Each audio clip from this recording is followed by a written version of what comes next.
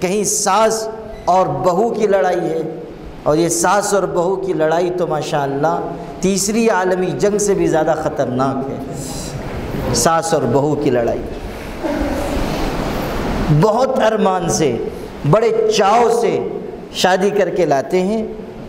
اور سب سے بڑا اس میں کردار ماں کا ہوتا ہے۔ بچے کے لیے دلہن لانی ہے، گھر کے لیے بہو لانی ہے، یہاں دیکھیں گی، وہاں دیکھیں گی، وہاں دیکھیں گی، پھر بڑی تمنا اور ارمانوں سے نکاح کر کے لائیں گی، اور شادی کو ابھی 10 دن نہیں گزریں گے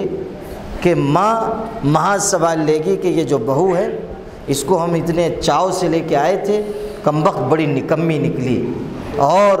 یہ تو بچے کو ہم سے ہتھیانا چاہتی ہے، بیٹے پہ قبضہ کرنا چاہتی ہے، میں چلنے نہیں دوں گی، میں نے بچے کو جنم دیا ہے، میں نے پالا ہے، میں نے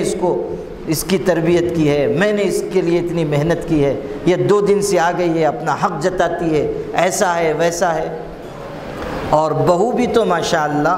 کوئی خلفائے راشدین کے زمانے کی ہوتی نہیں ہے، وہ بھی کہتی ہے کہ اچھا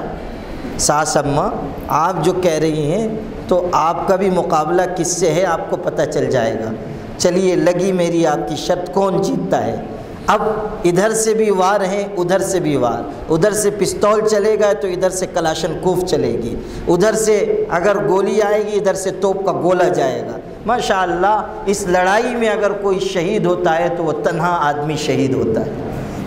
وہ بیچارہ دونوں طرف سے پستا رہتا ہے، ماں کی طرف جھکے تو بیوی ناراض، بیوی کی طرف جھکے تو ماں ناراض، ادھر جائے تو بیوی کی برائی سنے، ادھر آئے تو ماں کی برائی سنے، وہ سن سن کے پورا پکا پیور سنی مسلمان بن جاتا ہے۔ یہی ہوتا ہے عام طور سے ہمارے گھروں میں یہ ہو رہا ہے۔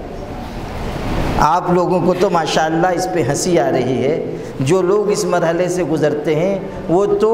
نکاح کے بعد، نکاح سے پہلے بیچارے 2 رکعت صلاۃ الحاجت پڑھا کرتے تھے کہ شادی ہو جائے، اب وہ لوگ سب 2 رکعت صلاۃ التوبہ پڑھتے ہیں کہ غلطی ہو گئی اللہ معاف کر دے۔ آپ لوگ تو ہنس رہے ہیں ماشاءاللہ، جو اس مرحلے سے گزرتے ہیں وہی اس کا لطف و ذائقہ جانتے ہیں۔ پس جاتا ہے آدمی، بہت پریشانی ہوتی ہے، بہت سارے کاروباری لوگ اتنے ذہنی طور سے متاثر ہو جاتے ہیں کہ کاروبار نہیں کر پاتے، پڑھانے والے اچھی طرح پڑھا نہیں پاتے۔ جب تک گھر کی زندگی میں سکون نہیں ہوگا انسان باہر بڑی خدمت نہیں انجام دے پائے گا۔ گھر کا سکون اصل ہے، لیکن ہمارے گھروں میں یہ مصیبت ہے، تربیت نہیں ہوتی، اقتدار کی لڑائی شروع ہو جاتی ہے۔ وہ کسی گھر کے دروازے پر کوئی فقیر آیا، مانگا اس نے، ساس تھی اس نے کہہ دیا جاؤ بابا معاف کرو، کچھ ہے نہیں، وہ آگے بڑھ گیا، ذرا آگے گیا تھا بہو نے آواز دیا بابا ادھر آؤ ادھر آؤ، اس نے سمجھا کہ شاید بیچاری بڑی نیک خصلت ہے اور سخی ہے، وہ تو بوڑھی ہو گئی ہے، بڈھی کنجوس ہے، لیکن یہ جو جوان ہے یہ کچھ دینے والی ہے اس لیے بلا رہی ہے۔ واپس چلا آیا، بڑی امید سے آیا کہ کچھ ملے گا۔ جب گھر کے دروازے پہ پہنچا تو بہو نے بھی بڑی کمال معصومیت سے کہا کہ بابا معاف کرو۔ وہ بہت غصے میں آ گیا فقیر کہ کمبخت، میں تو پہلے ہی چلا گیا تھا، ایک دفعہ کہہ دیا گیا میں چلا گیا، کیوں مجھ کو دوبارہ واپس بلایا گیا اور پھر کہا جا رہا ہے کہ بابا معاف کرو۔ تو بہو نے کہا اصل بات یہ ہے کہ گھر کی مالکن ساس نہیں ہے میں ہوں، اس لیے میں کہوں گی کہ بابا معاف کرو۔ یہ تو ملکیت کا جھگڑا ہے نا، اقتدار کی لڑائی ہے، میں مالک کے یہ مالک، اور اس مالک کے چکر میں وہ بیچارہ جو عبد المالک ہے وہ پریشان ہو جاتا ہے، وہ مصیبت میں پڑ جاتا ہے۔